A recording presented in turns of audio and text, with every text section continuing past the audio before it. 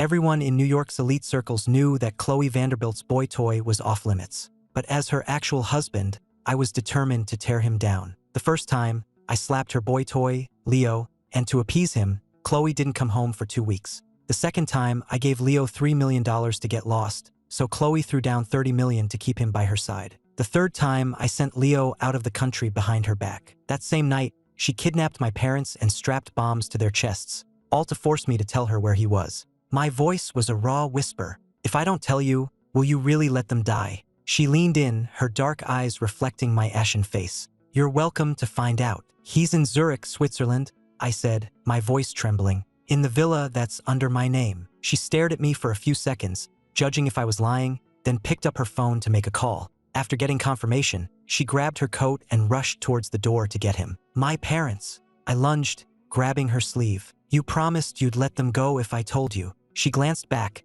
her eyes cold and distant. An abandoned factory in the South Bronx. Go find them yourself. I stumbled out the door and sped towards the South Bronx. When I found them, the timer on the bomb showed 10 minutes remaining. My parents were tied to chairs, their mouths taped shut. The moment they saw me, they started shaking their heads violently, trying to tell me to run. I rushed forward, my hands shaking as I fumbled with the ropes, but the ticking of the bomb was a death sentence counting down. 3:21, 3:20. I couldn't get the knots undone, my fingers clumsy with panic. Suddenly, my father slammed his body into me, sending me stumbling backward. The next second, he threw himself against the bomb. The explosion was deafening, and a wave of heat slammed me to the ground as my vision went crimson. When I woke up, I was in a hospital. My parents were severely injured, but thank God, they were alive. I knelt by their beds, sobbing. I'm so sorry. I chose the wrong person. My mother weakly lifted her hand and stroked my hair. Silly boy, you just have to start over. She'll never let me go, I choked out. When I first found out about Leo, I couldn't accept it. I tried to file for divorce, but every time I drew up the papers, Khloe would tear them to shreds. She insisted she was just having fun with Leo, that she'd dump him when she got bored. She claimed I was her true love and she would never let me go. My father squeezed my hand. No, Ethan, there's something you don't know, something she's likely forgotten. When we first agreed to the marriage, your mother and I had her sign a divorce agreement. I froze. If she ever betrayed you, my father's voice was soft, the agreement would become active. You could divorce her immediately, and our family would disappear forever. I stared at him, tears streaming down my face. All this time, my parents had prepared an escape for me. The next day, I did 2 things. First, my parents and I took the signed divorce agreement to our lawyer's office. After reviewing it, the lawyer nodded. This is legally binding. The divorce is effective immediately. Second, our family began the process of erasing our legal identities. Once it was complete, it would be as if I never existed. Khloe Vanderbilt would never find me. We learned the process would take 2 weeks. After talking it over with my parents, we decided I had to go back to the Vanderbilt estate. For the next 15 days, I had to stay by Khloe's side and act as if nothing was wrong. If she suspected anything, with her resources, none of us would ever get away. Back at the mansion, I started getting rid of things. The photos I once cherished, the love letters Khloe had written me, the souvenirs from our travels, I threw them all into the fireplace. The flames consumed the past, incinerating a foolish dream. The next day, I went to the backyard. There was a grove of sycamore trees Khloe had planted for me with her own hands. She'd said they symbolized faithfulness, a love like hers that would never fade. I picked up an axe and began to chop them down one by one. The staff watched from a distance, too afraid to approach or intervene. The dull, grating crack of each trunk splitting sounded like a stubborn obsession being violently severed. On the third day, I drove up to Lover's Leap. A padlock engraved with our names was fastened to the railing. I remembered when Khloe led me here, tossing the key over the edge and promising we'd be locked together for life. Now, I took a pair of bolt cutters and snapped the lock clean off. It clattered onto the pavement with a sharp metallic ring. I turned and walked away without a single glance back. When I got back to the mansion, 2 people were in the living room. Khloe was on the sofa, and next to her was Leo, looking so pale and frail a strong breeze could have knocked him over. I walked past them without a word, heading for the stairs. Stop, Khloe's cold voice commanded. I paused but didn't turn around. Do you know why I brought him back? I don't care. After you sent him away, he couldn't adjust. He hasn't slept for days, she said, her voice laced with blame. Ethan apologized to him. I finally turned to face them. Leo clutched Khloe's sleeve timidly, but I saw a flicker of triumph in his eyes. And if I don't? I asked calmly. It's fine, really? Leo said, putting on a brave face. I can take it. After all, you're Ms. Vanderbilt's husband. Khloe immediately pulled him closer.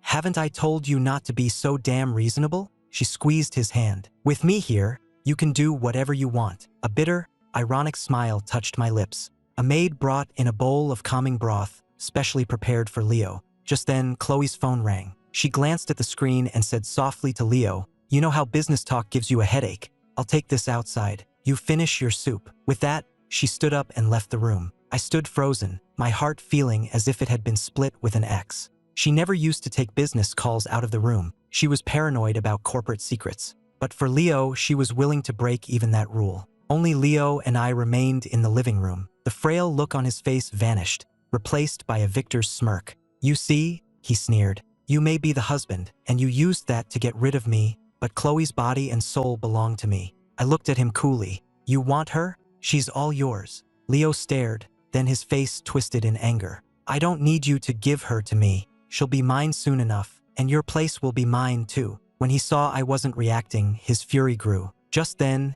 we heard Khloe's footsteps approaching. A vicious glint appeared in Leo's eyes. He grabbed the bowl of steaming hot broth and dumped it all over himself. He let out a piercing scream as tears instantly streamed down his face. Khloe burst in to see the aftermath. Leo was a mess, broth dripping from his clothes, his eyes red with tears. "Ethan," she roared, her face a mask of fury. "It's bad enough you wouldn't apologize, but now you do this?" "I didn't do it," I said calmly. "Check the security cameras." "Fine, I will," she sneered. Leo immediately grabbed her arm, his voice thick with fake tears. "Khloe, it wasn't his fault. I was wrong to think I could stay with you. I'll leave right now." He took one step before Khloe yanked him back. "I just got you back, and you're trying to leave me again? Do you want to kill me?" She clutched him as if he were a priceless jewel she had almost lost. Then her gaze fell on me, cold and terrifying. "I'm going to make this right for him." I was thrown into the walk-in freezer. As the bodyguards shoved me inside, I struggled, screaming, "Khloe, check the cameras." It wasn't me. She didn't even spare me a glance, her voice flat and cold. "There's no need." I believe him. The heavy door slammed shut, plunging me into darkness and a biting cold that swallowed me whole. I curled into a ball in the corner, my body shaking, but my heart felt even colder than the freezing air. So this was what it felt like to be the person she loved most. Tears streamed down my face. I've always run cold and hated being cold. After we married, Khloe spent a fortune on a state-of-the-art climate control system for the house, making even the gardens feel temperate year-round. In the winter, she'd take my icy hands and feet and warm them against her body, smiling as she said, "I'll keep you warm like this for the rest of our lives." Looking back, I guess promises are only true in the moment they're made. The next day, just as I was about to lose consciousness from the cold, the door finally opened. A bodyguard stood there, his face impassive. "Ms. Vanderbilt says next time, the punishment won't be this easy." I leaned against the wall and staggered out,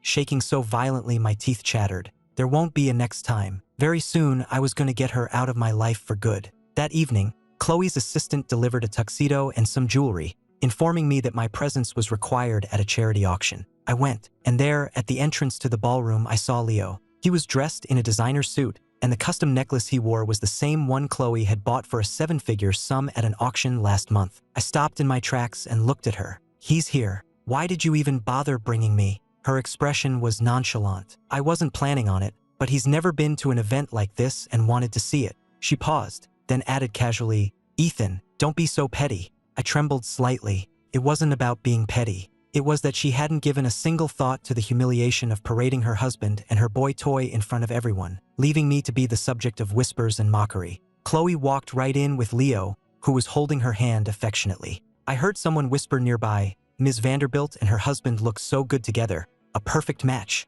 "You've got the wrong guy," another voice corrected. "That's her husband over there. The one with her is just the boy toy she keeps." The first person glanced at me, embarrassed. Well, no wonder I was confused. She dresses the boy toy in designer clothes and gives her husband the promotional gift. I clenched my fists so tightly my nails dug into my palms. When the auction started, I casually bid on a few pieces. But whatever I bid on, Leo would immediately outbid me by a single dollar. I could hear the quiet snickers around me. The husband getting publicly humiliated by the boy toy. Now that's a new one. My expression was blank as I made the gesture for lighting up the sky. It was an auction term that meant I was buying out the lot, no matter the price. There was no upper limit. Leo's face went white, and he tugged on Khloe's sleeve. Khloe, but I really wanted that. Khloe frowned at me. Ethan, let him have it. No, I said. He can't afford to light up the sky, but I can. Because I'm your husband, and our assets are communal. I shot a look at Leo,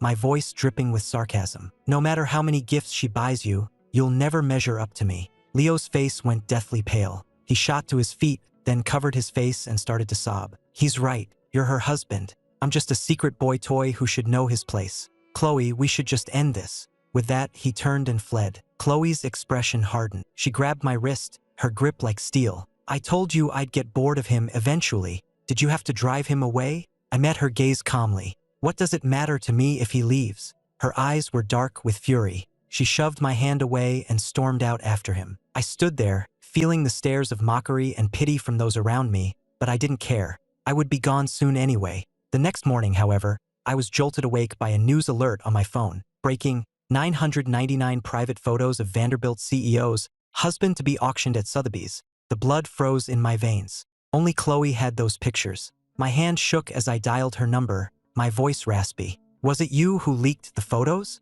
I heard her cold laugh on the other end. You like lighting up the sky so much, don't you? If you don't want the world to see those pictures. Her voice was cruel. You'd better get over there and buy every last one of them. In the background, I could hear Leo's voice. Khloe, is that Ethan? Maybe I should just go. I shouldn't be here. Don't be ridiculous. Her voice instantly softened into a caress. I then heard the unmistakable sound of a kiss. I'm doing all this for you. Just try and leave me now. The line went dead, and I felt as if I'd been plunged into a frozen abyss. I raced to the auction house. The moment I pushed open the doors, my entire body started to shake. The room was packed, and a massive screen was cycling through my private photos. There was one of me sleeping, a profile shot she once said was handsome and had insisted on keeping. There was a shot of my back in the shower, one she'd coaxed me into letting her take so she could look at it when she missed me. There were pictures of me in bed, covered in marks she claimed were proof of her love. All around the room, eyes were glued to me,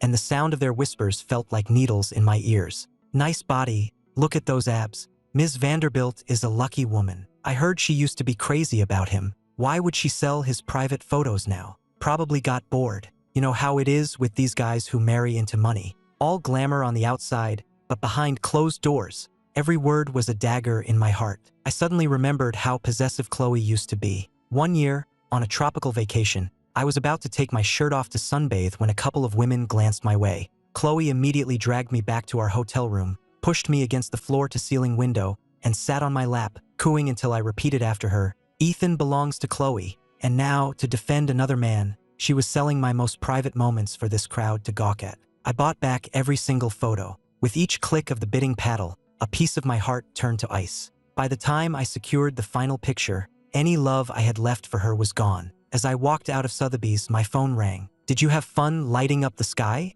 Khloe's voice dripped with scorn. I gripped the phone so hard my nails dug into my skin. Aren't you afraid I'll divorce you for this? Her tone was placid, as if she were speaking to a misbehaving child. You can't, Ethan. I won't sign the papers, so we can't get divorced. I said nothing. She had truly forgotten about the agreement in my possession, the one bearing her signature. When I didn't respond, her tone softened. Today was just a lesson. I told you if you just leave Leo alone, I'll come back home eventually. Your birthday is in a few days. I'll throw you a party to make it up to you. I was about to refuse, but she had already hung up. Over the next few days, I saw Leo's posts all over Facebook. The latest was a photo of him and Khloe on a yacht, captioned, I said I wanted to see the ocean, so she bought me an island. Further down, she's allergic to cats, but she got a ragdoll for me. And another, her entire camera roll is just pictures of me. Before, this would have been suffocatingly painful. Now I felt nothing. Khloe had been staying at Leo's place,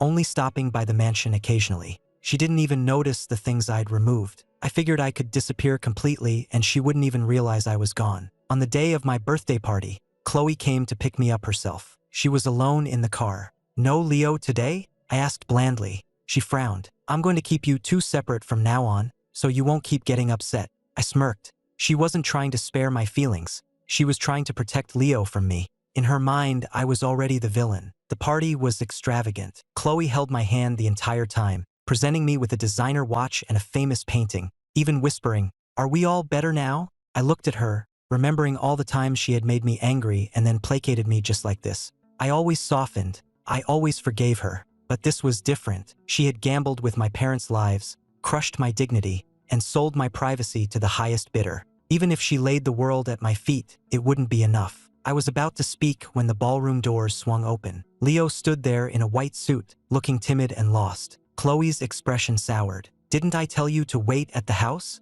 His eyes were rimmed with red. "I wanted to celebrate Ethan's birthday. I even brought a gift." "I don't want to see you," I said coldly. But Khloe was already signaling for a waiter to find Leo a seat, whispering to me, "He came all this way to be nice. Just let what happened last time go." It was supposed to be my birthday party, but Khloe's attention was entirely on Leo. When the band started to play, she took my hand to lead me to the dance floor, but then she caught sight of Leo looking forlorn. She dropped my hand, turned, and walked over to him. I stood in the corner and watched them dance, feeling nothing but a cold numbness. After the song, Leo complained his shoes were pinching his feet, and Khloe immediately left to buy him a pair of sneakers. He used the chance to approach me, flashing his phone screen. "You probably didn't know, Ethan, but your birthday gifts? They're all the things I rejected. She had to get my permission just to come here, and she's been iMessaging me every minute." He proudly showed me the message history. "See?" She wrote, "Baby, just hang in there. I'll be back with you soon." My heart was a dead weight in my chest. "What is it you want?"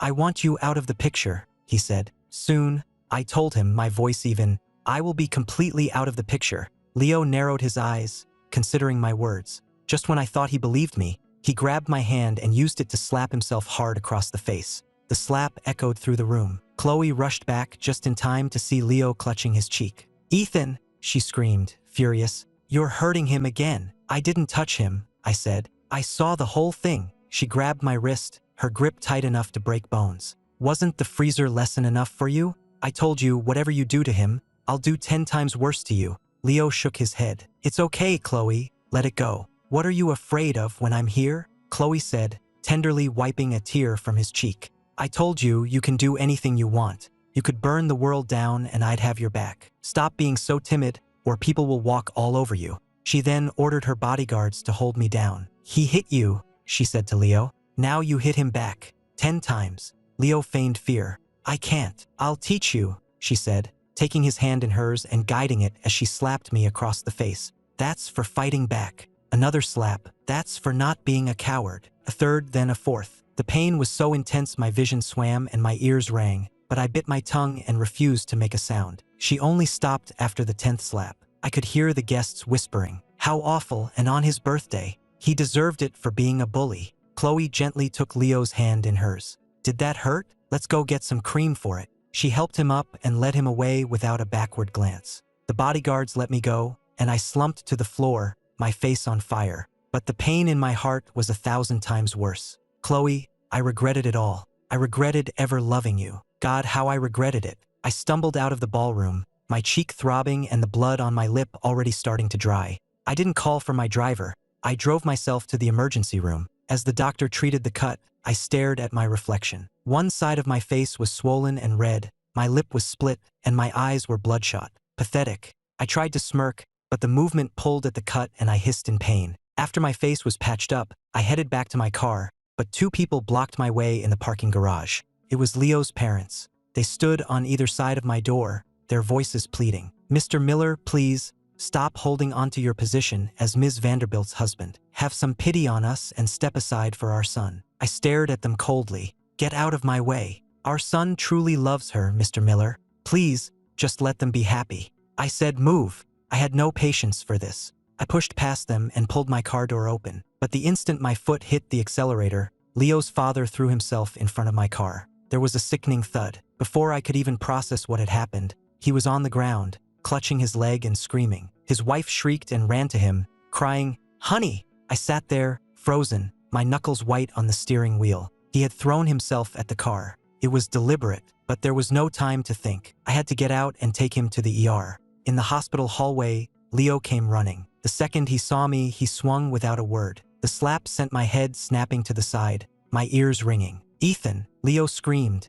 his voice filled with anguish. "Do whatever you want to me, but why would you hurt my parents?" The fresh stitches on my cheek split open, but I felt nothing. "He threw himself in front of the car," I said, my voice flat. If you're going to lie, at least make it a good one. Khloe's sharp voice cut through the air from behind me. Why on earth would Leo's father throw himself at your car? Ethan, when did you become so cruel? I looked at her, my heart already a raw, bloody pulp. She didn't even bother to ask for details, just assumed I'd done it on purpose. It was as if she'd completely forgotten how she used to love me. A doctor hurried out. The patient has lost a lot of blood and needs a transfusion. He's type A. Is there a donor available? Leo shook his head, sobbing. I'm his son. I can't donate. Khloe's eyes landed on me. He's type A. Make him do it. My head snapped up. No, you hit him, you're responsible, she said, her eyes dark. If he doesn't make it, I will destroy you. A chill ran through me, and my voice shook. Are you going to threaten my parents' lives again? Are you going to try to kill me, just like before? Her pupils constricted for a moment, as if my words had struck a nerve. But a second later, her face hardened again. She ordered her bodyguards, take him, draw his blood. They forced me into the donation chair. I felt a sharp pain as the needle went in, and my fingers trembled. As the blood bag filled, my vision started to blur. I remembered how I used to be anemic, and Khloe would panic if I got so much as a paper cut. Now, she was having her men hold me down while they drained my blood to save a con artist. The world faded to black, and I passed out. It was dark when I woke up again. I dragged my weak body out of bed, ready to leave. As I passed one of the rooms, I heard Leo's voice from inside. Mom, Dad, this is Khloe, my girlfriend. I stopped dead. Through the crack in the door, I saw Khloe on Leo's arm, her voice soft. Mr. and Mrs. Davis, please don't worry. I'll take good care of Leo from now on. His mother was beaming. Oh, that's wonderful. Our Leo is so lucky to have found a girl like you. I stood there in the hallway, suddenly remembering how, years ago, Khloe had stood just like that, holding my arm, and solemnly told my parents, Mr. and Mrs. Miller, don't worry. We're going to be so happy together. She was saying the same words, but now they were for another man. So, Khloe, your promises came with an expiration date. I left the hospital and checked the time. 3 days left until our identities were officially erased. In 3 days, my parents and I would be gone for good. No matter how hard Khloe searched, she would find no trace of us. Back at the mansion, I quickly packed what little I intended to take. A few changes of clothes, my ID, my passport. I wanted nothing else from that house. I was just zipping my passport into my bag when the bedroom door flew open. Khloe stood in the doorway, with a tearful Leo behind her. My father is stable, but he's not young. This has been a terrible ordeal for him, Leo sobbed, tears rolling down his cheeks. Khloe gently wiped his tears away. Don't cry. I'm making it right, aren't I? She paused. What do you want from him? As long as it's not too extreme, I'll make it happen. Leo glanced at me shyly and whispered, I want him to spend a few days in jail. Khloe's brow furrowed. Leo, that's going too far. I know you feel bad for him, Leo said, grabbing her sleeve, his eyes red-rimmed. But my father was badly hurt. If Ethan doesn't learn his lesson, he'll just keep hurting us. He bit his lip, his voice dropping to a whisper. It's just for a few days, so he knows not to do it again. Khloe, I know he's the one you really love, and I'm just a distraction. If you can't do it, then maybe we should just end things. Khloe was silent for a moment before letting out a resigned sigh. Don't say that. I'll do what you ask. And just like that, I was taken to a holding cell. Khloe left without even looking at me. As for Leo, once he was sure she was gone, he turned back, gave me a chilling smile, and whispered something to the guard while pressing a thick wad of cash into his hand. The next 3 days were the longest nightmare of my life. I was shoved, cursed at, and tripped. My knees were scraped raw. No one cleaned my cuts, and no one gave me any water. I huddled in the corner, gritting my teeth and counting down the time. In 3 days, I would be free. On the evening of the third day, the steel door finally creaked open. Khloe was standing in the doorway, silhouetted against the light, so I couldn't see her face. As I got closer, I saw her flinch. What happened to you? My clothes were filthy. My arms and knees were a mess of bruises and scrapes, and there was dried blood caked on my lip. Leo immediately linked his arm with hers. He probably did that to himself to make you feel sorry for him, he pouted. He was only in there for a few days. How bad could it have been? Khloe stared at me for a long moment, then her face hardened. Ethan, is this drama ever going to end? I managed a weak, bitter smile, too exhausted to even try to explain. Back at the mansion, for once, Khloe didn't leave right away. She sat on the sofa and announced calmly, from now on, I'll spend Mondays and Tuesdays with you. The rest of the week is for Leo. I stood at the foot of the stairs and said nothing. Today is Wednesday, so I should go to him now, she said, getting up. Don't disturb me for the next few days. She paused at the door and added, I'll be back on Monday. I looked at her and said quietly, all right, goodbye. How absurd. As if I would still be here waiting for her. Khloe frowned, seemingly surprised by my detached tone, but she didn't say anything else before turning and leaving. The second the front door clicked shut, my phone buzzed. It was a text. Mr. Miller, your identity erasure has been successfully completed. I stared at the message, my eyes welling up as my heart hammered against my ribs. I was free. I grabbed the bag I had packed days ago and walked out of that mansion for the last time, never looking back. At the airport, my parents were waiting for me at the gate. When my mother saw me, she hugged me tightly, her eyes red. Ethan, it's over. It's all finally over. My own eyes were burning as I nodded. Yeah, it's over. 6 years ago, on a snowy night, Khloe had knelt at my family's door, promising to carve my name into her very soul. Today, I was the one doing the carving, cutting her out of my life completely. Here are your boarding passes, sir, the gate agent said politely. I took the passes and holding my parents' hands, I walked toward the jet bridge. I kept my back straight, my steps firm and unwavering. From this moment on, Khloe Vanderbilt would no longer exist in my world. The plane ascended, cutting through the clouds as we flew towards a new life. In a city as vast as New York, the disappearance of one ordinary family would go unnoticed. At that very moment, Khloe was with Leo, curled up on his couch watching a movie. For no reason at all, a sudden panic seized her, a hollow feeling, as if something precious had just been ripped away from her forever. Leo noticed her distraction and looked up. What's wrong? Nothing. It's probably nothing, Khloe said, shaking her head and pulling him closer with a small smile. Baby, your mind is wandering while you're with me. I'm going to have to punish you for that. He playfully tickled her, but she didn't react. He finally gave up, exasperated. What's with you? You're not ticklish at all. Khloe chuckled softly. That punishment doesn't work. We'll have to try another. Her hands slid down to his stomach, and soon they were a tangle of limbs, laughing and wrestling on the couch. At some point, the playful wrestling turned into something else. They drew closer, their lips met, and the room filled with a charged energy. They spent the next 3 days wrapped up in each other. But Khloe's initial satisfaction soon faded into boredom. She was losing interest. Leo tried everything he could think of to excite her, but Khloe remained distant. It wasn't the activities she was tired of. It was him. Being with the same person all the time was starting to feel dull. Most importantly, Ethan hadn't messaged her in a long time. He was doing exactly what she told him to do, leaving her alone when she wasn't with him. This was what she wanted, so why did it leave a sour taste in her mouth? Khloe glanced at her phone, at her iMessage history with Ethan. Their conversations, once endless, had dwindled to almost nothing. Their last call was days ago after the auction. She frowned, a strange anger bubbling up inside her. She had told him not to bother her, but did he have to take it so literally?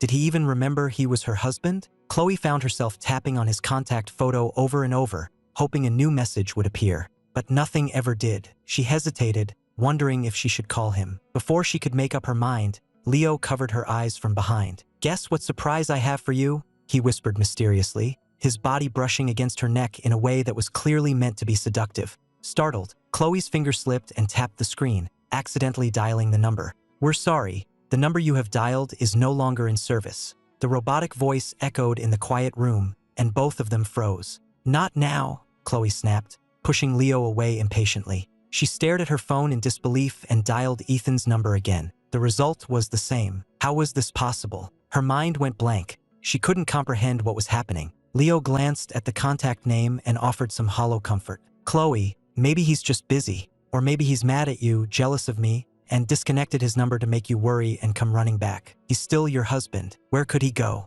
He's probably just sitting at home right now, waiting for you to come and apologize." Khloe lowered her gaze, thinking. What Leo said made a certain kind of sense. Maybe Ethan was just playing games, waiting for her to panic. She frowned, a wave of irritation washing over her. How long was he going to drag out this little drama? "What's the point of these games?" she muttered. "He's not nearly as sweet and obedient as you are, Leo. Fine, I'll ignore him. We'll see how long he can last." Suppressing the unease and anger churning inside her, Khloe pulled Leo back into an embrace. But her heart wasn't in it. She gave him a distracted kiss before pushing him away. She got dressed, straightened her clothes in the mirror, and said coolly, "Something's come up at the office. I have to go. You get some rest." Without another glance at Leo, she walked out the door and drove off. Leo, furious, punched a pillow. "Damn you, Ethan. You've got your tricks, but I'm not giving her up to you."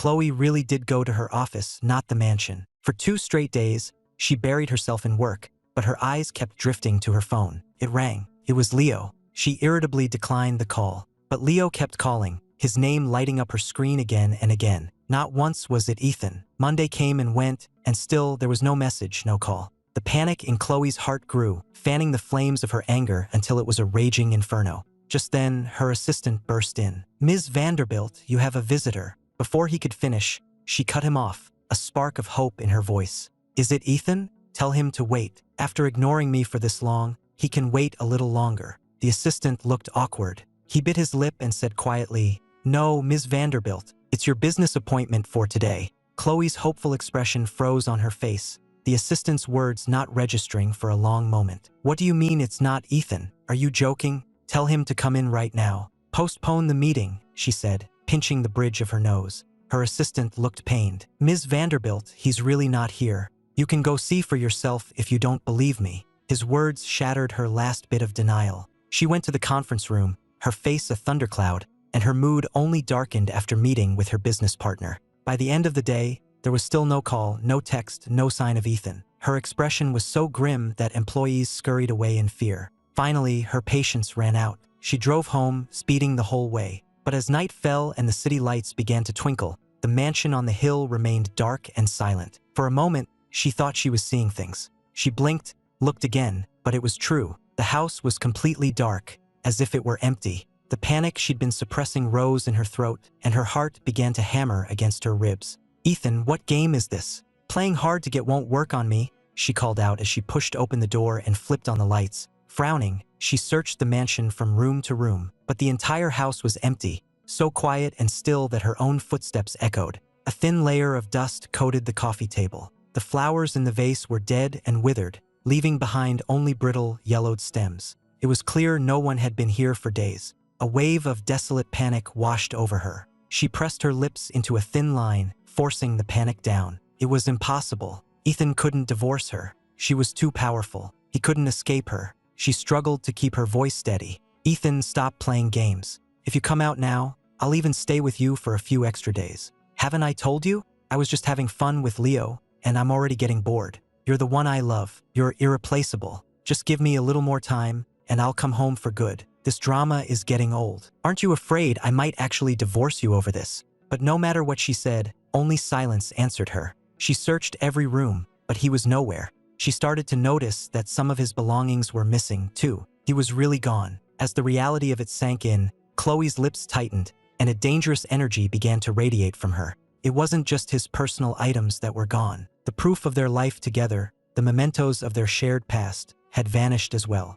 The backyard was barren. The grove of sycamore trees was gone, leaving nothing but a field of ugly stumps. And that's when true panic finally set in. She had made him angry countless times before, but he had never done anything like this. She had always been able to win him back. But now, the trees she had planted for him, the living symbols of their 6 years together, he had destroyed them. She touched one of the stumps in disbelief. The wood was dry. They hadn't been cut recently. He had done this some time ago, and she hadn't even noticed. Khloe's heart plummeted, plunging her into a dark abyss. Her hand shaking, she tried his number again. Unsurprisingly, it was still disconnected. "Where are you?" she typed, her first text to him in days. A second later, a red exclamation point appeared next to the message. Blocked. It had never occurred to her that he would cut her off so completely. A terrible feeling crept over her. She quickly dialed his parents' number. "We're sorry. The number you have dialed is no longer in service." The same robotic voice over and over, mocking her. His parents had blocked her too. The entire family was determined to sever all ties with her. But she wouldn't allow it. She hadn't signed any divorce papers. Even if they fled to the ends of the earth, she would find them and drag them all back. Khloe's face was grim as she called her assistant. "Find Ethan's family. I want to know everywhere they've been since the kidnapping. I want a full report immediately. He thinks he can leave me? Not a chance in hell." Her assistant, woken in the middle of the night, stifled a yawn. "Yes, Ms. Vanderbilt. I'll get my team on it right away." But even after hanging up, Khloe couldn't calm the storm inside her.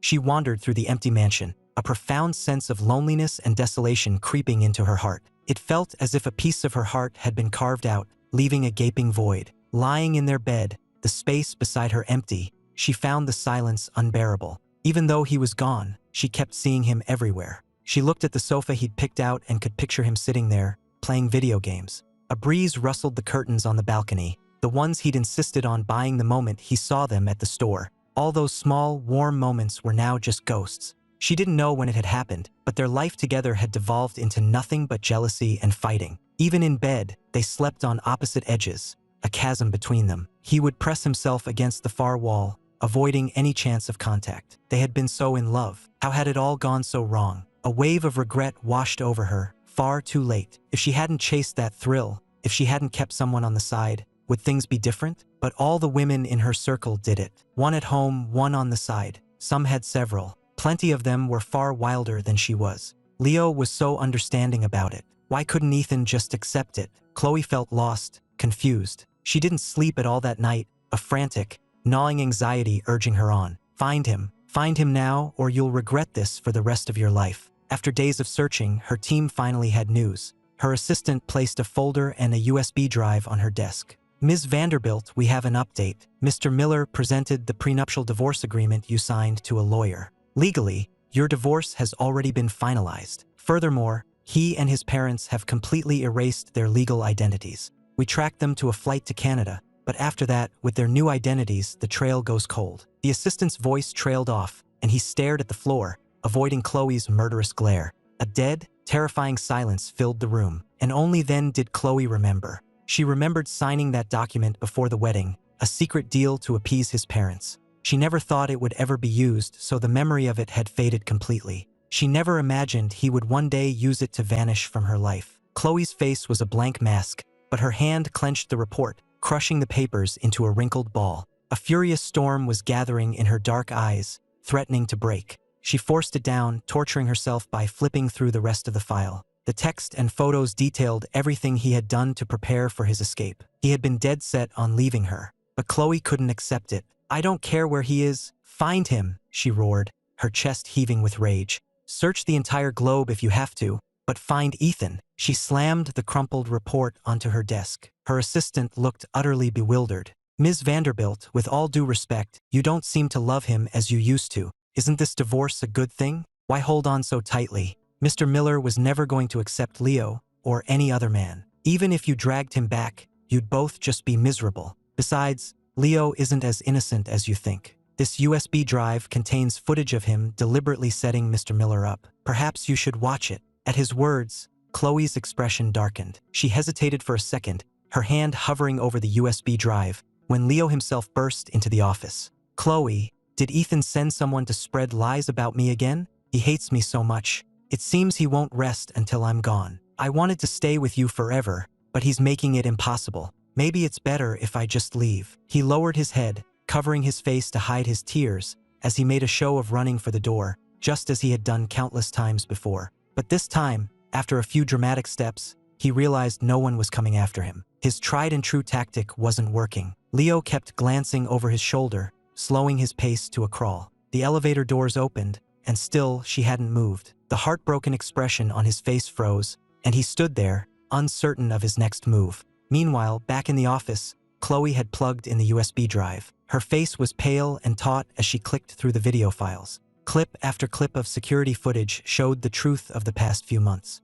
Ethan had never started anything. It was always Leo deliberately provoking him, deliberately setting him up. Khloe's face was as black as thunder, her eyes flashing with a dangerous light. Get him back in here, she roared. Her long fingers clenched into a fist so tight the knuckles cracked. She was incandescent with rage. The assistant hurried out to find Leo still loitering by the elevators. When Leo saw him approaching, his eyes lit up with a triumphant gleam. The assistant felt a surge of disgust. He'd never understood what Khloe saw in this pathetic creature, and he understood it even less now. In his opinion, Ethan was 1,000 times the man Leo was, but Khloe had thrown him away. Perhaps that's just how it was when the chase was over. It wasn't his place to judge. Seeing the assistant, Leo couldn't suppress a smirk, though he quickly arranged his face into a pout. Did Khloe send you to get me? I'm not going back. You can tell her I'm done being her boy toy. He sniffed, looking wounded, and made another show of leaving. The assistant blocked his path, his face unreadable. I'm sorry, Mr. Davis,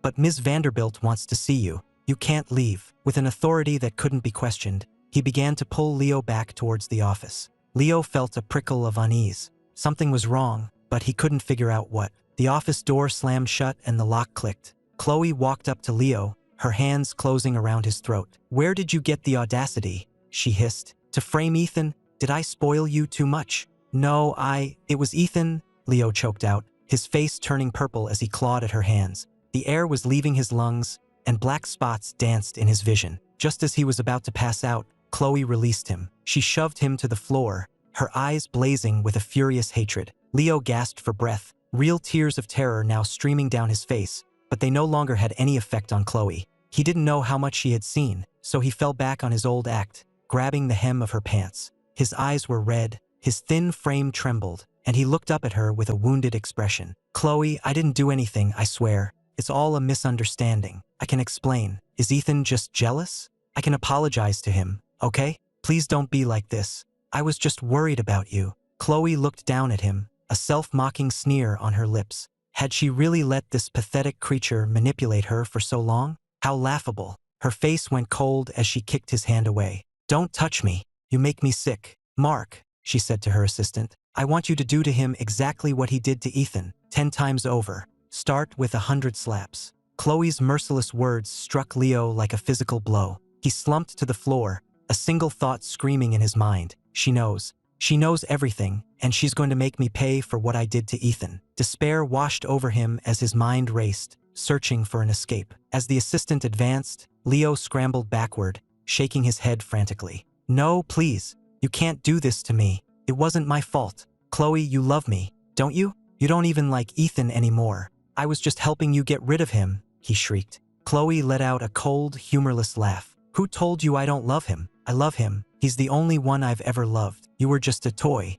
Who gave you permission to lay a hand on him? Mark, what are you waiting for? Do I have to do it myself?" Mark thought to himself, if you really loved him, would you have treated him that way? He didn't understand it, but he did as he was told, striking Leo across the face with all his strength. The force of the blow was immense. In an instant, Leo's face swelled up, the delicate, handsome features gone. He slumped against the wall, genuine tears of pain and fear streaming down his face, all his bravado gone. "Khloe, I'm sorry, I was wrong. I was so wrong," he begged. "Please let me go. I'll apologize to Ethan, just please, don't hit me anymore. You're going to kill me. You'll ruin my face." Leo covered his face with his hands, trying to curl into a protective ball. But Khloe gave no order to stop, so Mark coldly continued. He pried Leo's hands away from his face and struck him again. After several more sharp slaps, Leo was a crumpled, barely conscious heap on the floor. His face was swollen beyond recognition. He didn't care about his looks anymore. All he wanted was to get away. Khloe was insane. He couldn't understand it. The Khloe who had been so gentle, who had spoiled him rotten, had vanished overnight. He thought he had covered his tracks so well. He began to crawl subtly toward the door, but Mark saw him, dragged him back, and the slapping resumed. The continuous sound of the slaps began to grate on Khloe's nerves. She waved a hand dismissively. "Take him away. Make sure he stays alive. Have the guards finish the 100 slaps, then lock him in the freezer for 10 days. But keep him alive. He's not done yet, and his parents cut off their medical care. They owe Ethan a debt of blood. It's time they started paying it back." Mark nodded and dragged the whimpering Leo out of the room. He looked back at Khloe, his eyes filled with utter despair. He couldn't understand how it had all come to this. He was finished. His parents were finished. They were all going to be tortured. It was more than he could bear. Leo made one last desperate struggle, lunging at Khloe. "Even if I did hurt Ethan, you're the one who encouraged me. It's his fault too. You can't do this to me and my parents. You promised you'd spoil me. You said I could do anything I wanted, that you'd protect me no matter what. Why are you doing this? Don't you love me anymore?" He knelt on the floor, screaming, demanding an answer, refusing to accept his fate. Khloe's eyes were dark and dangerous. "No," she said impatiently. "I'm bored with you. Now that Ethan's gone, you're not much fun anymore. I'm your benefactor, and you're just my boy toy. My affection was a gift, not a right. You have no say in my affairs. As of today, we are finished. I'll have your things sent back to your parents' house. The apartment is no longer yours. After you've served your punishment, I never want to see your face again." His last hope extinguished, Leo allowed himself to be dragged away, his heart a cold, dead stone. Khloe rubbed her temples, the irritation in her heart growing. With Ethan gone, everything felt dull and meaningless. Even her work, which she usually loved, felt tedious. She was starting to realize that all along, she was the one who couldn't live without him, not the other way around. She had taken him for granted, assuming that because he loved her and had nothing of his own, he would be trapped by her side forever. But reality had slapped her across the face. The woman she used to be, the one who had been so deeply in love with him, would have hated the woman she had become. She had loved him, truly loved him, but that love hadn't been strong enough to last. Khloe stared out at the bustling city below, feeling nothing but a vast, hollow emptiness. Her life suddenly felt meaningless. Her phone buzzed on the desk. It was her friend, Blake Sterling. "Khloe, darling, a few of us are getting together tonight. Are you coming? Bring that cute boy toy of yours. But leave the husband at home. He's such a bore. No fun at all." Hearing the loud party music in the background, Khloe's brow furrowed in irritation. "Leo and I are over," she said, her voice tight with anger. "And if you ever say another bad word about Ethan, you'd better watch your family's stock prices." There was a stunned silence on the other end of the line. Blake finally managed a nervous laugh. "Khloe, you're joking, right? You were crazy about that boy toy. What happened?" He paused. "And what about Ethan?" "We're divorced," Khloe said, her voice low and laced with a sorrow she couldn't name. The party on the other end of the line went silent. Someone had even turned off the music. "You're not serious, are you? You really divorced?" When she didn't answer, they knew it was true. Suppressing their delight, they offered clumsy condolences. "Khloe, we know you must be heartbroken. Come have a drink with us. It'll help." After a long pause, Khloe agreed. She arrived at the club and sat in the private booth, downing drink after drink in silence. Her friends tried to console her. "Khloe, Ethan must be an idiot. A guy from his background marrying into the Vanderbilt family? That's like winning the lottery. And he threw it all away. The man has no sense." "Exactly. It's just one guy. Everyone in our circle has someone on the side. You were faithful to him for 6 years. Weren't you allowed a little fun, right? It's not like you had a whole harem. It was just one guy. You get bored, you dump him. What's the big deal?" Their words were hollow, and some of them clearly had their own agendas.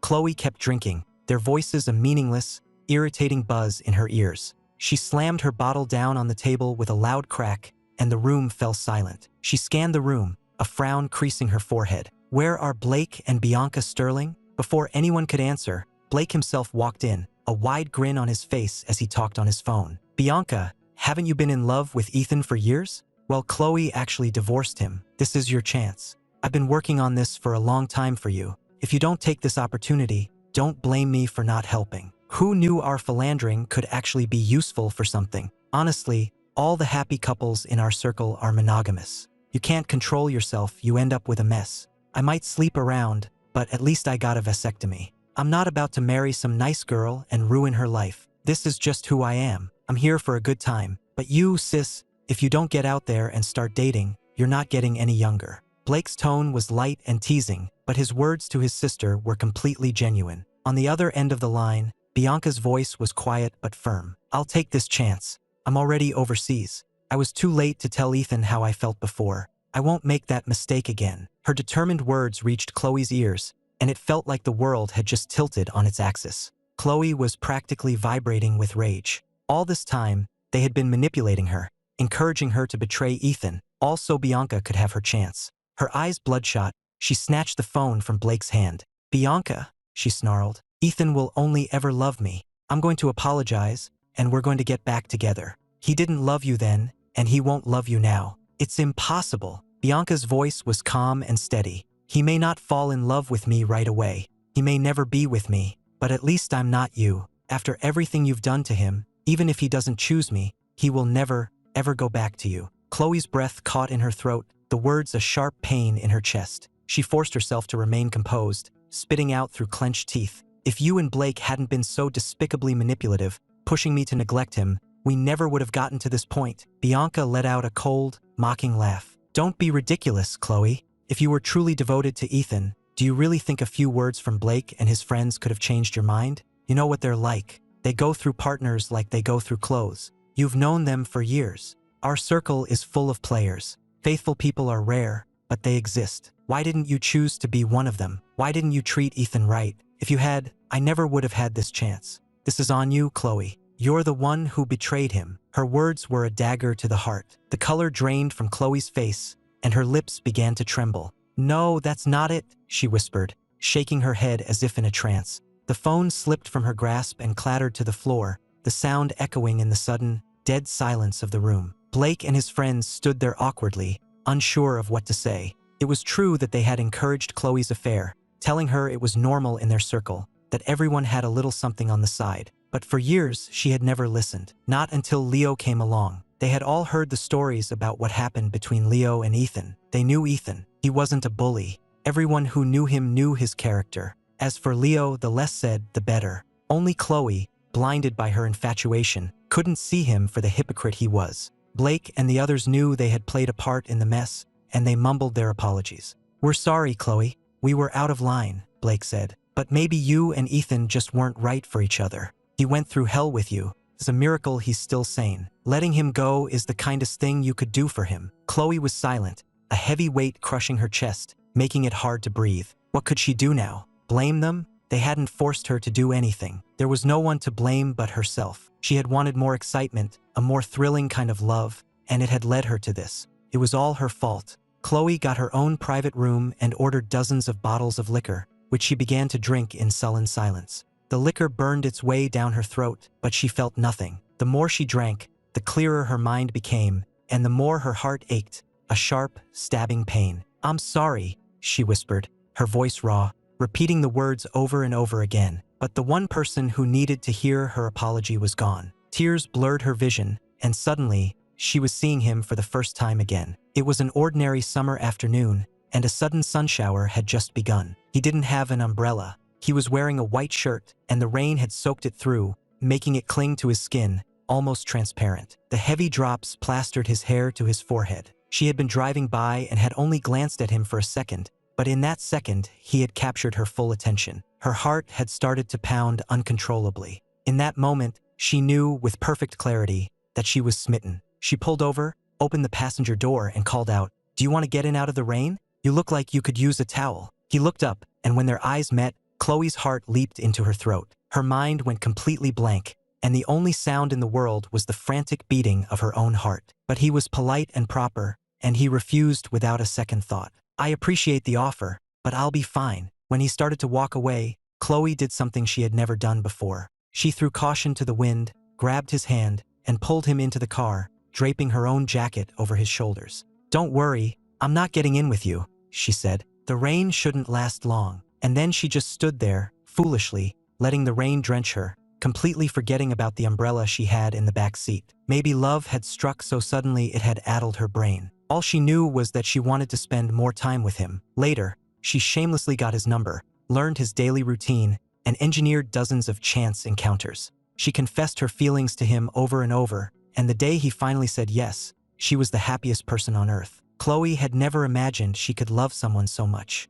After all, she had the example of her parents. Her father was a monster incapable of love, a philanderer who sought the affection from other women that he himself could not feel. Until he met her mother. He didn't love her, but he had to possess her. He stole her away from the man she loved, brought her to his home, and forced her to bear his child. Her mother, unable to bear having a child with the man who had ruined her life, and unable to escape him, killed herself right in front of a young Khloe. As a small child, she had witnessed her mother's death and her father's cold, possessive madness. For a long time, she believed she was like her father, incapable of love. But now, she had become a twisted combination of them both. Like her mother, she loved one man with all her heart, and like her father, she had destroyed the person she loved. Khloe drank, blaming herself, hating herself. She drank until all the bottles were empty, a messy pile on the floor around her. She lay on the sofa in a drunken stupor, curled into a tight, insecure ball. The alcohol had perforated her stomach,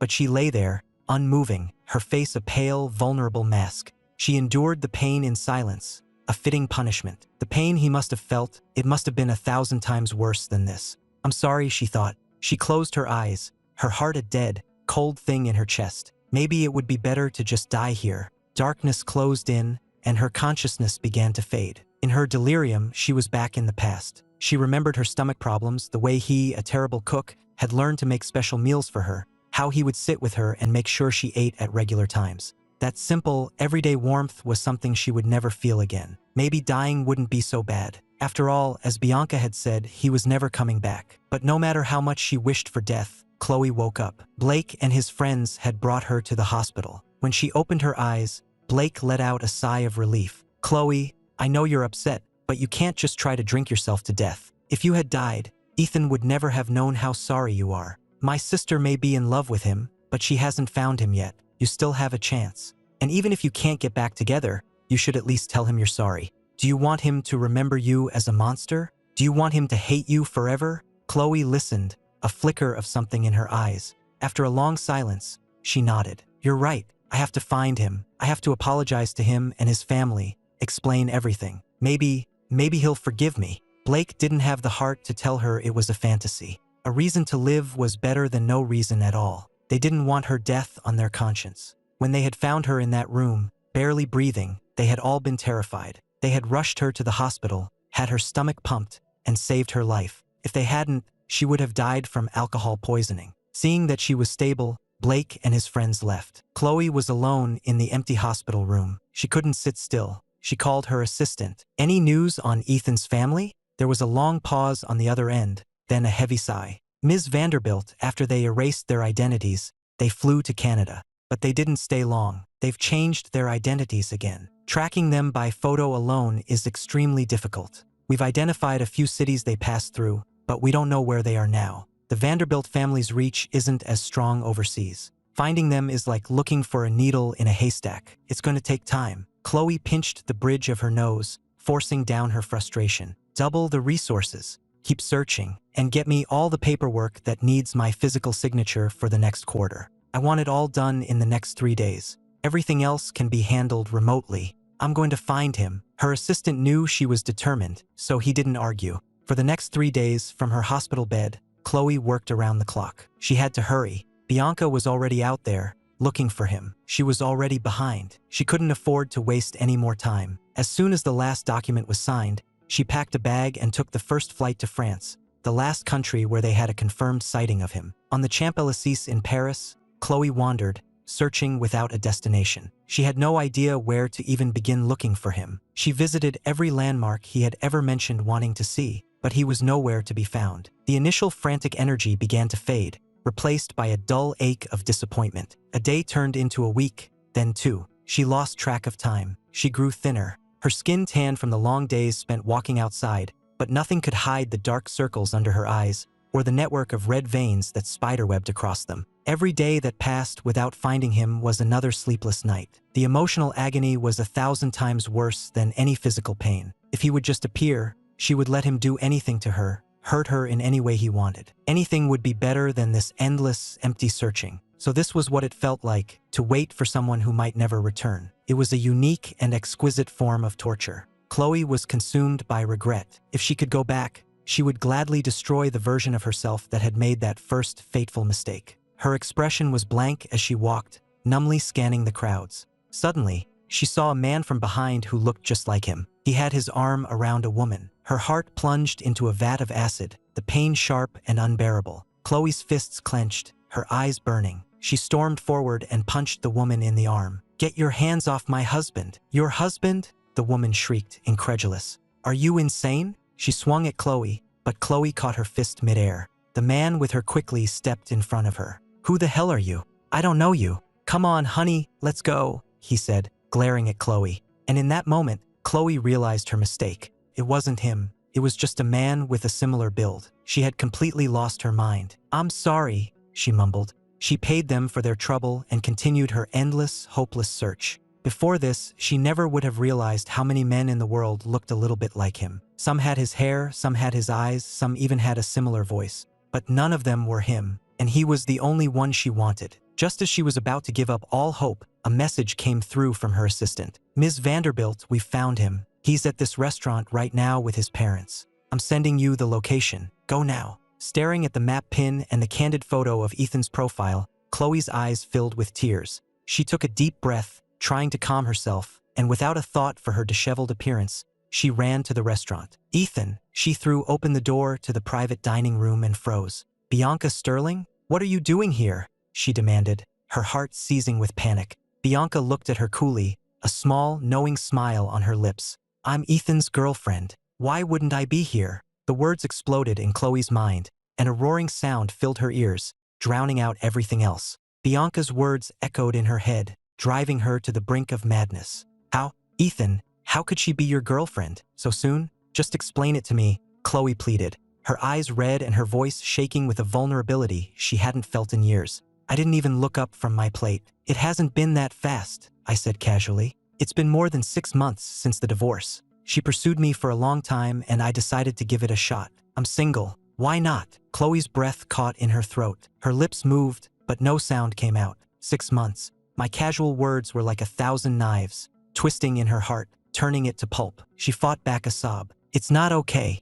I can't stand to see you with someone else. You're mine. I love you. Only you. I let out a short, harsh laugh. You say you love me. Is this your way of loving someone? By destroying them? If that's love, I don't want it. My eyes were cold, empty of any affection. My parents glared at Khloe, their faces hard. Ms. Vanderbilt, my father said, you don't belong here. Go back to your life. You can have any man you want. You can play with them and throw them away when you're bored. But our Ethan is not your toy. He's not your punching bag. Do you have any idea how much you hurt him, how much he suffered after marrying you? You threw him in jail. You tormented him over and over. What did he ever do to deserve a monster like you? My parents grew more and more furious, tears streaming down their faces as they began to hit Khloe, who simply stood there, head bowed, taking the blows. What about Bianca? She finally asked, her voice thick with guilt. She's from a rich family, just like me. Aren't you afraid she'll turn out just the same? Before any of us could answer, Bianca spoke.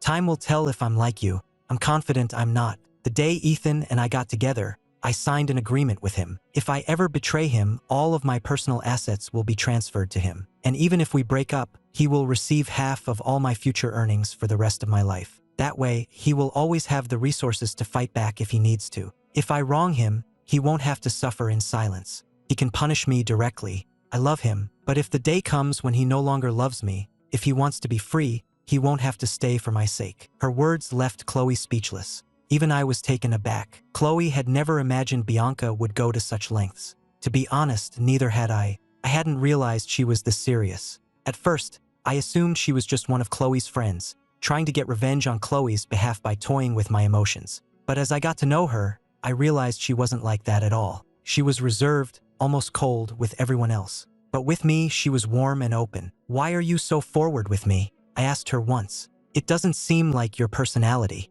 She gave me a sad smile. Because I can't miss this chance. I already lost my chance with you once. If I let you go again, I might never get another. I want to cherish every moment I have with you. I want to be with you forever. I was stunned. I searched my memory, but I couldn't recall ever meeting her before. She explained that she had first seen me in college and had fallen in love with me at first sight. We had crossed paths many times, even made eye contact, but I had never truly seen her. The day I first met Khloe, Bianca had been planning a grand confession of her own, but the sudden downpour had ruined everything. She had been on her way to me with an umbrella, but Khloe had gotten to me first. It was like that every time. It was as if fate was against her. She was always one step behind Khloe, never quite reaching me in time. The few times she did manage to talk to me, my attention was always on Khloe. After Khloe's relentless pursuit, even though I hadn't given in, Bianca could see that I was starting to fall for her. So, she gave up and loved me from afar, in secret. It was a love she could never speak of, so she threw herself into her career, claiming to have no interest in romance. Hearing all this, I searched my memories, and slowly, faintly, I began to remember her face from my past. I had only ever seen her as one of Khloe's friends. I'd never given her a second thought. Now, hearing her confession, I was touched, but also terrified. Did I really deserve a love so pure and sincere? I didn't love her, not yet. My relationship with Khloe had drained me, left me insecure and paranoid. I was terrified of giving my heart to someone again, only to have it broken. I couldn't survive another 6 years of that. Bianca must have sensed my fear, because she took my hand, her fingers lacing through mine. Her warmth seeped into my skin, and a little bit of the ice around my heart began to melt. Don't be afraid, she said softly. Not every relationship has to be a storybook romance. If the love fades, we can just go our separate ways. It's not the end of the world, and you are a good person, Ethan. You are worthy of my love. I love you because I want to.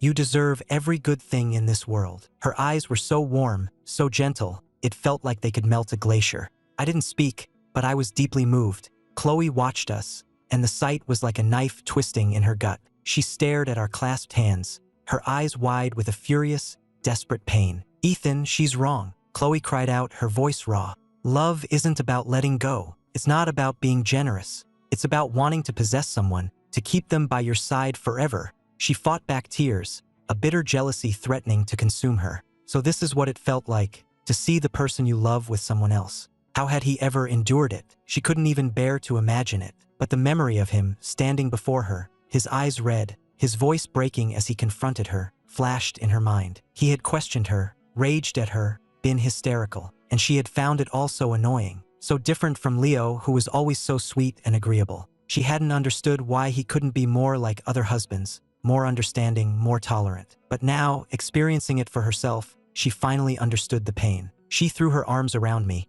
pulling me into a desperate, possessive embrace, just like she used to, her lips seeking mine for a frantic, claiming kiss. The sharp crack of a slap echoed in the room. I had hit her hard, sending her head snapping to the side. "Khloe, we're divorced. I don't love you anymore, and I don't want your twisted version of love. You don't love me, you only love yourself. Stop pretending." I shoved her away from me with all my strength. Bianca immediately stepped in front of me, her voice like ice. "Khloe, Ethan is my boyfriend now. If you try to hurt him, I will make you pay. The Sterling family is not to be trifled with, especially not overseas. Our influence far outweighs yours here. You would do well to remember that." My parents moved to stand with Bianca, shielding me, their faces filled with rage. "Khloe," my mother said, "we may not have your family's power, but we will die before we let you take our son from us again. You and Ethan are not meant to be. Leave him alone. Get out," my father shouted. "If we see you near him again, we'll make you regret it." And with that, my parents,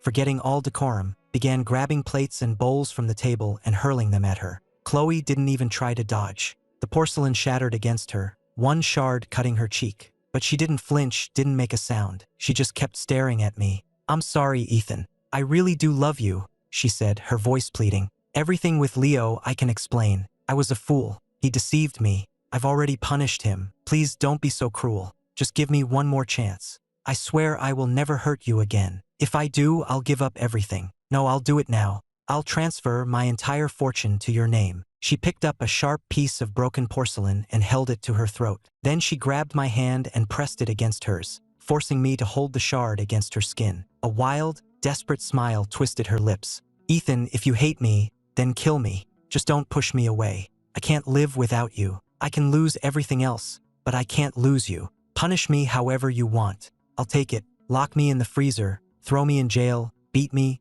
curse me, I don't care. Just don't leave me." Her words made my skin crawl. I yanked my hand back, not caring that the shard cut her neck as it fell, and in a fit of rage and disgust, I slapped her again. "No, it's not okay. I never want to see you again. I hate you. Khloe, if you don't want me to hate you for the rest of my life, then get out of my world and stay out." I shot her one last venomous glare, and without checking to see how badly she was hurt, I grabbed my parents and Bianca and hurried away. "Let's go," I said, my voice shaking. "I can't be around that psycho." My parents and Bianca tried to soothe me as we walked away. Our figures receded into the distance, leaving Khloe alone in the wreckage of the room. She clutched her bleeding neck and began to laugh. "Ethan, why didn't you just kill me? It would have been a fitting atonement. Why did you let me live? You still care about me, don't you?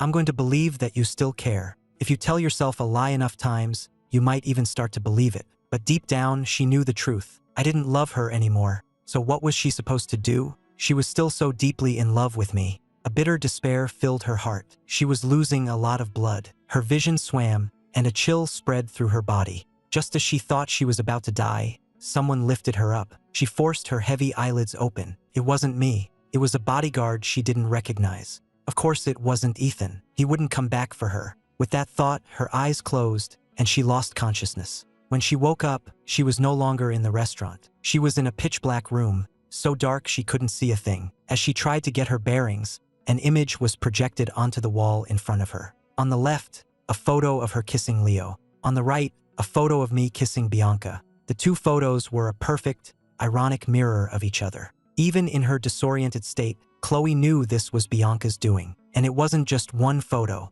Bianca was just getting started. For every intimate photo of Khloe and Leo that appeared, a matching photo of me and Bianca would appear beside it. The endless stream of images was a torment to Khloe's eyes, and each one felt like a hot poker to her heart. Her eyes red with rage, She pounded her fists against the wall. "Stop it! Make it stop!" But no matter how much she screamed, the slideshow continued, each new image another twist of the knife. It was as if the photos were speaking to her. "What right do you have to be jealous? You did all of these things to him. Why is it so unbearable when the tables are turned? He suffered like this. Now it's your turn." The images were a waking nightmare, burned into her vision. Even when she closed her eyes, she could still see them. After what felt like an eternity, she collapsed, consumed by guilt, whispering his name over and over. "I'm sorry, Ethan. I'm so sorry." But her apologies didn't stop the torment. Drenched in a cold sweat, she stumbled through the darkness, trying to escape the images. She found a bathroom, and when she looked at her reflection, she was filled with a profound self-loathing. She turned the shower on, the water as hot as she could stand it, and began to scrub her skin over and over, as if she could wash away her sins. "I'm not dirty, Ethan," she mumbled, her voice hollow. "I'll never touch anyone but you again. I'm not dirty." The torture finally ended. When they let her out, her eyes were vacant, her entire being radiating a desolate emptiness. People on the street stared at her, but she didn't notice. She spent the next few days recovering, but her assistant kept sending her work. She was so busy she didn't have a moment to spare to look for me. When she finally cleared her desk, she allowed herself a moment to breathe. She called her assistant. "Get Leo out of prison. Bring him to me." A day later, a skeletal, barely recognizable Leo stood before her. His body was a roadmap of scars, his once smooth skin completely ruined. He was ghost pale, his eyes vacant and numb. He looked at Khloe without a flicker of recognition or emotion. His time in prison had been a living hell. The other inmates had been given special instructions to take good care of him. Khloe felt no pity. She nodded, satisfied. "You're coming with me to apologize to Ethan." "Okay," he said, his voice a rasp. He followed her without a word. She had been having me followed, so she knew exactly where to find me. She knocked on the door of my new home. There was no answer. She wasn't worried. She just waited. That evening, when Bianca and I returned, she and Leo were there to meet us. "Ethan, look," she said, gesturing to Leo. "He's paid for what he did to you tenfold. I don't love him anymore. He can tell you himself." Leo nodded numbly. "I will never disrespect Mr. Miller again. Ms. Vanderbilt belongs only to him. I will never hurt him again. I am a sinner. I deserve to be punished." He recited the words as if he had rehearsed them 1,000 times. Hearing his robotic confession sent a chill down my spine. I hated Leo, but I knew the real villain was Khloe. Seeing him, so broken and scarred, I was reminded of how I had felt, and any desire for revenge I might have had vanished. I looked at Khloe, a familiar fear creeping back into my heart, and I took a step back. "Khloe, I don't need this. What he did to me should be punished, yes, but the person who truly needs to atone for their sins is you. You terrify me. When you cared about him, you tortured me. Now that you care about me again, you torture him. What happens next? Will you find someone new and torture me again, even worse this time? Your love is a horror story, and I want no part in it." "No, I wouldn't. I just wanted him to make things right," she explained, flustered. She started to move toward me, but stopped when she saw the fear in my eyes. "If you want me to atone, I will. I'll do anything." Bianca put a comforting arm around me. "Don't worry," she murmured. "I'll never let her hurt you again." Then she turned to Khloe, her face like stone. "Do you even believe the words coming out of your own mouth, Khloe? If you really wanted to atone, would you need someone's permission? Or are you just a coward?" Before Khloe could answer, Bianca continued. "It doesn't matter if you're willing or not. I'm sending you to atone right now." On her signal, several large men stepped forward, bound Khloe's hands, and dragged her toward a waiting car. Khloe didn't fight back. She just looked at me, her eyes filled with a deep sorrow. "Ethan, the only reason I didn't punish myself was because I wanted to find you, to apologize, to be with you. But if this is what you want, I will accept it." They threw her in the car and drove away. I watched until the car was out of sight. "Where are you sending her?" I asked Bianca. "A local prison," she said calmly. "I've made arrangements. She will pay for every single thing she did to you." I nodded. I didn't care what happened to Khloe. She owed me this. It was only fair. But with Khloe gone, Leo seemed lost, unsure of what to do. After a moment of panic, a flicker of hope appeared in his eyes. He looked at Bianca, and some of his old charm seemed to return. He struck a pose, trying to find his best angle, and said in a soft, pleading voice, "Miss, could you help me? And my parents. Khloe has my parents trapped in a hospital, forcing them to donate blood. They're old. They can't take much more of it. Please have mercy. I'll do anything you want. Anything." His words were laced with innuendo, his eyes trying to convey a seductive promise. He seemed to have forgotten that his time in prison had ruined his voice. It was now a hoarse, unpleasant rasp. I wasn't angry or jealous. I was just curious. I watched them both, waiting to see how Bianca would react. If she fell for his pathetic act just like Khloe had, then there was no future for us. And I would still get half her fortune. But Bianca's expression was cool, her voice calm. I'm not a savior. I can't help you. The only person who can save you and your parents is you. You have 2 hands and 2 feet. Go earn some money and save them yourself. With that, she took my hand and led me toward our house, not giving him a second glance. But the moment the door closed behind us, Bianca pushed me against it, her lips finding mine in a kiss that was both controlled and wild. You enjoyed that little show, didn't you? She whispered in my ear, her voice a low, seductive murmur. This is your punishment. She nipped my earlobe, sending a shiver down my spine. Then she kissed me again, leading me by the hand toward the bedroom. I'm not like Khloe, Ethan, she said as we walked. I cherish you. If I were the type to be seduced by any pretty face that came along, I wouldn't have been single for all those years. Outside, Leo stood alone. A cold wind blew, mocking him. He wandered aimlessly until he passed a fountain. He glanced at his reflection in the water and recoiled in horror.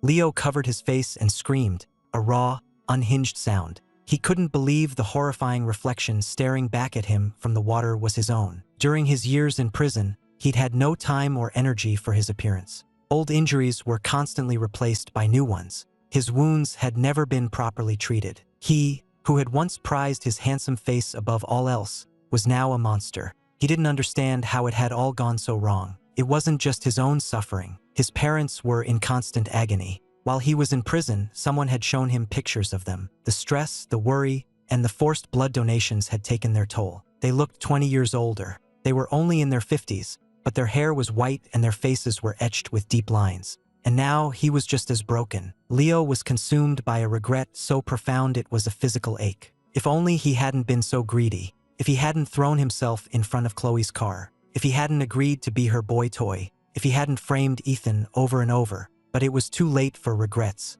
There was no going back. And the most pathetic part? He had just tried to use this ruined face to seduce another woman. But what else could he do? He was utterly desperate. Seduction was the only skill he had. He was ruined. His life was over. Boston City Jail. Bianca's bodyguard, acting as a temporary guard, stood nearby, watching coldly as Khloe was tormented. With a dull thud, a large, blonde inmate slammed his fist into Khloe's side. She didn't struggle or fight back. She just took the blow in silence. The truth was, she could have left this place at any time. She had the money and the skills to bribe or fight her way out. If it became too much, she could have simply surrendered to Bianca's guard and asked to be released. But Khloe did none of that. Only the sharp sting of pain reminded her that she was still alive. Perhaps she had already gone mad. The moment she realized I would never forgive her, her life had become nothing but a grim act of endurance. She was just like her father, a monster who would stop at nothing to get what she wanted. But her regret was real. After weeks in that jail, Khloe didn't feel despair like Leo had. Instead, she grew accustomed to the abuse. The physical pain no longer registered. It couldn't make her feel alive anymore. Her body ached, but her soul was dead. She was completely numb. Finally, one day, she slipped past the guards and walked out of the prison. She followed her memory to the house I shared with Bianca and knocked. But the person who answered was not me, or Bianca, or my parents. It was a young man she had never seen before. "Can I help you?" he asked, frowning. Khloe's dark eyes bored into him. She grabbed his collar. "Where's Ethan? Where did he go? He used to live here." She shoved the startled man aside and left without another word, heading straight for the airport to fly back to the States. That day, a rumor spread like wildfire through New York's elite. Khloe Vanderbilt's ex-husband was now dating Bianca Sterling, the Sterling heiress, and Khloe was so desperate to win him back she was willing to be the other woman. The gossip was everywhere, and people even started gathering outside the Sterling estate, hoping for a spectacle. Outside the gates of the Sterling estate, Khloe stood in the pouring rain, ignoring the gawking onlookers. Her eyes, burning with a feverish intensity, were locked on me. "I'm not giving up, Ethan," she called out. "You belong to me." "I'm afraid I can't let you do that," Bianca replied, her voice cold. As she spoke, an armored car pulled up and several armed soldiers disembarked, surrounding Khloe. Bianca linked her arm through mine, a triumphant smirk on her face. "You should be more careful about whose boyfriend you try to steal," she said, "especially when she's the head of a classified national security project." I looked at Khloe, my face a cold mask. Don't come here again, Khloe. Nothing you do will ever make me forgive you. You're just becoming an annoyance." My parents nodded in agreement, their faces etched with impatience. "It doesn't matter how much you beg. We will never forgive you," my mother said. "You almost killed us. Go back to your life, Khloe. Go back to your boy toys. We don't care how many men you keep. Just stay away from our family." Khloe lowered her gaze, thinking to herself, I don't want anyone else. I only want you, but it was no use. The soldiers led her away. From then on, there were always guards stationed outside the Vanderbilt Tower, a constant reminder to keep her away from me. After that, business associates, hearing the rumors of her chaotic love life, started sending her gifts of a certain kind. Handsome young men, many of whom bore a passing resemblance to me. Khloe turned every single one of them away. She knew she had lost me forever, but she was determined not to make another mistake she would regret for the rest of her life. If she had to be alone forever, so be it.